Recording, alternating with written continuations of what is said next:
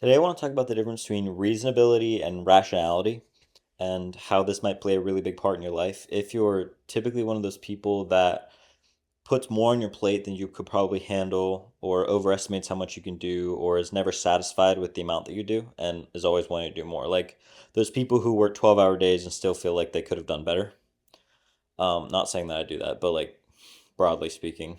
And it's just simply the idea that in our brains, what is rational is not always reasonable when applied to reality.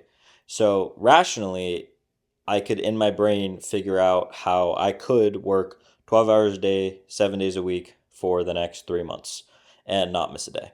And talking about it, thinking it through, planning it is really straightforward. But it's like the Mike Tyson quote that every plan works until you get punched in the face. And you can plan it out and it's reasonable. Like you can work it out on paper, it's very reasonable, but then you try to apply it to reality and there's so many variables that you didn't take into account. And typically when we think in our heads and plan things, we don't assume or we don't count our feelings. So we don't count how we're feeling. We don't count for unforeseen circumstances because the one thing that always gets people is the one thing they didn't think of because you'll never think of anything. And so we can use the example of working 12-hour days for the next 3 months without missing a day, 7 days a week. On paper, you could come out with, oh, well, I'll get tired, but it's okay because I'll get this amount of sleep. I'll implement this workout so I'm in good shape. And like you'll actually try to think through the solutions, and then you try to apply it to reality. And on day three, you realize that you forgot something, and it completely ruins the entire thing. And so it's just this idea of reasonability and rationality put together. So you should probably only give yourself what is reasonable, not as what is rational. And if you constantly give yourself things to do that are rational but not reasonable, then you are always going to feel like you're behind, even though you're probably ahead. Because if you put down 100 things to do in one day, and in your brain you could say this takes 30 minutes, and you could calculate it all to say in total this to do list will take 10 hours, and then you get a call halfway through the day that there's an emergency and then it ruins that to do list. Like, emergencies don't happen all the time, but what I'm trying to get at is in your head, you're seeing the perfect world. It's like a controlled trial in a scientific experiment.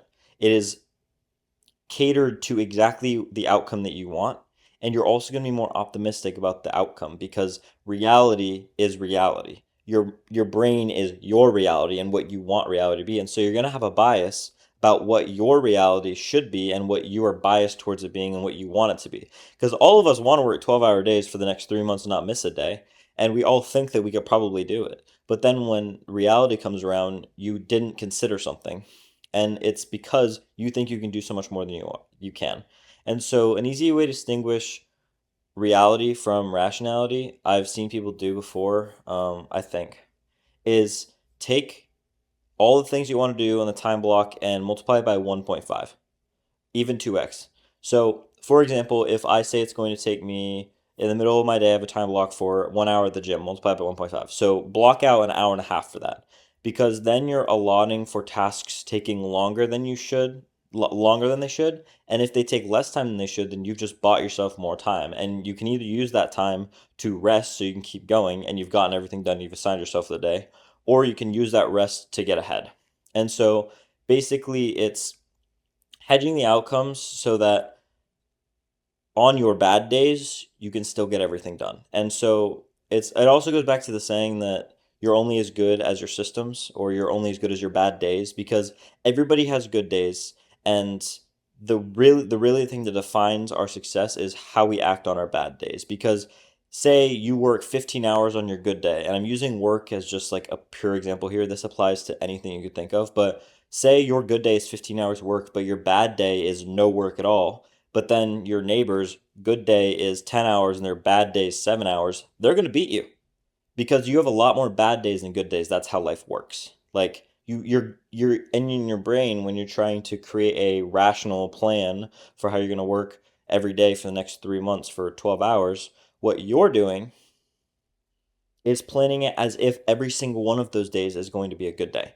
And so we're planning these things based on what's going to be a good day, but we should plan them based on their bad days. So take what your bad day looks like and plan every day as if it's going to be a bad day. And then if you have any leftover time, then either use that to get ahead or use it to rest so you can keep staying consistent. Because the reality of the situation is the person who works 60 hours a week for 3 quarters of the year isn't the person that wins. It's the person that works 40 hours a week every day of the year. And so we talk in these arbitrary terms of like the hours of a week that you work. But if you really think about it, I could work 80 hours a week, but somebody working 40 hours a week could work 2 times as hard as I am and do the exact same. And so there's so many variables involved in this that we try to define so many things and it just doesn't make sense. So like I could say, "Oh, I'm going to work 80 hours a week," but when I tell people I'm working 80 hours a week, it might only be like 3 months out of the year because that's what I'm currently doing. And so I've created a bunch of like open loops here, but really to close this, the idea is that reality and rationality are two different things. In your brain, you try and plan something and assign yourself tasks to do in a rational manner. And rationally, you assume that all these days that you plan this are going to be your best days. You don't plan for the worst days. And you're only as good as your bad days. So maybe you can try. I'm not going to tell you what 100% will work because it might not. But maybe try planning your days and structuring your long term, short term plans, your daily to do list, as if it's going to be a bad day. Because however you act in your bad days is your baseline. So if you plan your day around a bad day, no matter what happens, you will get all of that stuff done. And if it's a good day, then maybe you'll get it done 2 or 3 hours early and you can get ahead on the next day. Or you can take a rest so that you can keep going because consistency matters more than anything. And so, punchline is plan the future based on your bad days because then you will never miss a day. If you plan your future based on good days in an unrealistic way, then you will not stay consistent and your plan probably will not work.